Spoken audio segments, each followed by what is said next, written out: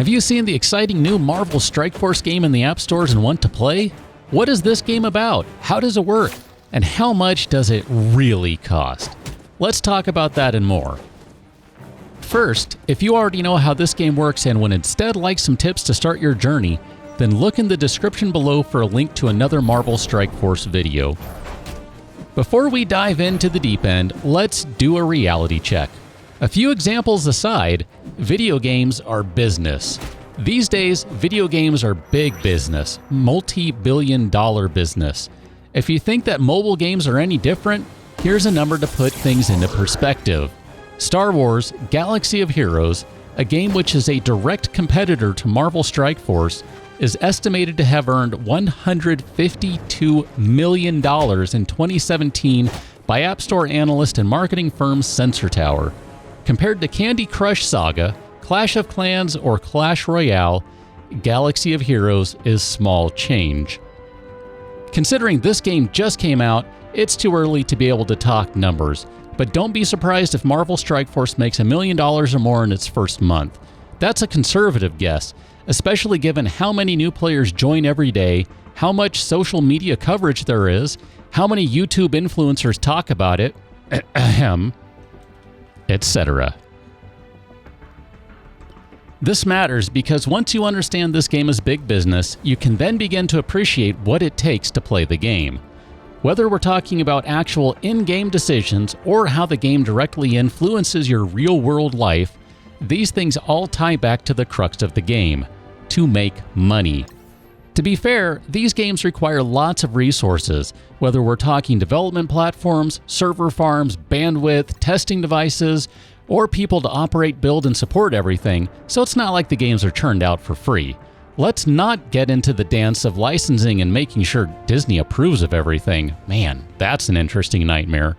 The point is, this game costs money to run. Yes, it doesn't cost anywhere near as much as a AAA game, but it still has expenses. Therefore, it's only fair to expect that the game needs to make money. If it only needed to make enough to just stay in operation, this would be a much less interesting conversation. However, it's not, so here we are. Consider also that the game is designed to keep you playing as much as possible. With staggered events throughout the day, energy that slowly accumulates while being peppered with free offerings, and a host of activities you want to finish every day, this is an expensive game in terms of time. Marvel Strike Force, at its core, is basically a card collecting game. You collect cards or characters and use them to compete in various battles. Whether it's the storyline campaigns, blitz or arena fights against other players, or working with your alliance to complete raids, you're basically collecting cards and playing with them. It just happens that the graphics and animations are a lot of fun. Marvel Strike Force does a decent job of limiting how much time it takes for you to play with these cards by giving you auto-win options once you've mastered a particular game stage, but some things still require you to fight manually. With all of the requirements in place, and with an active alliance running raids, you can expect to spend anywhere from 30 minutes to an hour and a half or more playing the game every day. Those with a rock-solid plan may be able to spend less time, but it's unlikely they'll do as well as those who spend more time, unless they spend more money. If you have limited free time, this isn't the game for you. We'll circle back to you spending money at the end, but for now, let's talk a little how this game is different from at least one of its competitors. The previously mentioned Star Wars: Galaxy of Heroes works just a bit differently, but is still relatively similar. One major difference is this game is new while Galaxy of Heroes has been around much longer. Here's an important difference though that may resonate with the Star Wars players. In Galaxy of Heroes, you can get mods, which are items that you use on characters to enhance their abilities. At this time, or at least as far as I've seen, no such thing exists in Marvel Strike Force. Rather, you level up characters in similar fashion by giving them experience, by increasing their star count, or by giving them better gear, all the while your player level slowly rises. This is all done through the standard use of energy to collect training materials, to get character shards, and to collect pieces of gear or pieces of gears. This is all pretty much the same as Galaxy of Heroes with the exception of no mods. What this means is that the character versus character battle is even because the only differences are standard upgrades. Theoretically, this means that two exact characters might determine a battle based on player tactics rather than the one that's faster because of modifications that are entirely RNG dependent. In the future, don't be surprised to see mods or something similar roll out, though this is mere speculation and not an admission of insider knowledge. Marvel Strike Force, by being newer and having a slightly smaller scope than other games, also means that, in some ways, there's an advantage of not having as much endgame content such that you're not way behind the curve. This is still a new game and there's never been a better time to get in on it than right now, except for maybe during the beta. Regardless, the sooner the better. Why? Because you get an edge on the competition to level your characters, get more shards, and generally progress faster because, quite simply, you started before them. Sure, you'll be behind the beta players and others who beat you to the punch or spent a lot of real-world money, but there will be a lot more behind you than there are in front of you.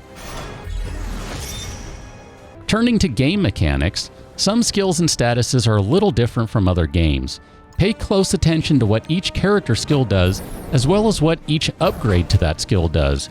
You may find that a skill that initially looks weak is in fact quite strong after being leveled up. Characters who can provide defense up or offense up may surprise you in their usefulness. The boost is significant, again, perhaps more so than you might expect in other games. And when you see the icon above someone's head that they're going to counterattack, it's only that one time, unless it has a number next to it. Certain characters or instances aside, you don't need to worry about every attack being countered when you see them. I'm looking at you, Count Dooku. Combine all of this and you may find some characters surprisingly useful and others sadly disappointing.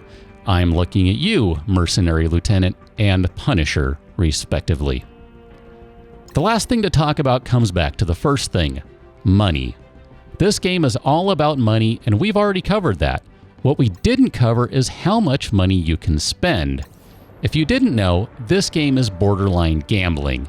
Yes, some people are going to be upset I said that, but for some, this is something that needs to be said up front. Feel free to voice your disagreement in the comments.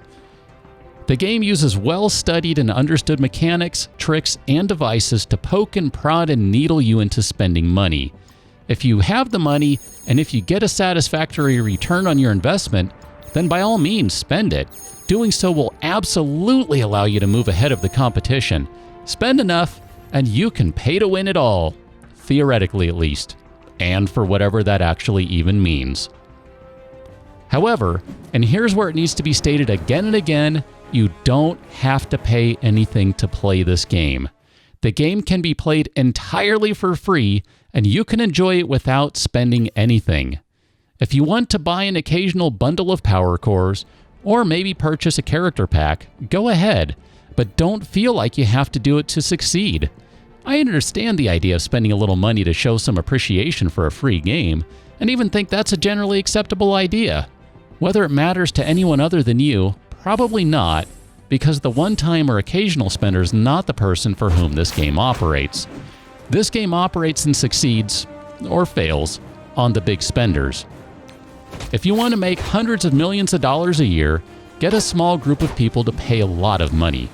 You can look at Kickstarter for any number of silly and extravagant things as an example. Hi, Juicero!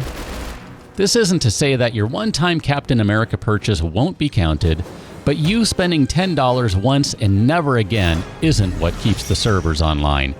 And did I mention, $10 is a really cheap example of what you might be looking at to buy a character? So whether you're planning on spending a bunch, spending a little, or spending no money at all, think about that and come up with a plan. Each direction requires a slightly different approach, with the main thrust being that the less you spend, the more you need to plan and the more you need to be efficient if you want to be competitive. If you just want to play with some superheroes and run around in capes and throw punches and shoot guns, you can do all of that and have a good time without spending a penny. You're not going to rule the arena, but I bet you have less stress because you're just flat out enjoying the game. Play the game for a good couple of weeks or maybe a month and learn how it works, how much time it takes, and whether you enjoy it. If after that time you still find yourself looking forward to playing, then hey, maybe you can think about whether you can afford to or want to throw some monetary support to the game. Just keep in mind, when the time comes to end the game or the licensing deal expires, it's likely you'll have nothing to show for your money other than the sweet, sweet memory of Captain America punching Red Skull in the face. Agree or disagree with anything I said here? Leave a comment and tell me what you think. If you want some general starting tips for this game, look in the description below for a link to a brief starting guide. If you enjoyed this video, please leave a thumbs up. And if you want more content, subscribe to the channel and be sure to enable notifications. Thanks for watching. See you later.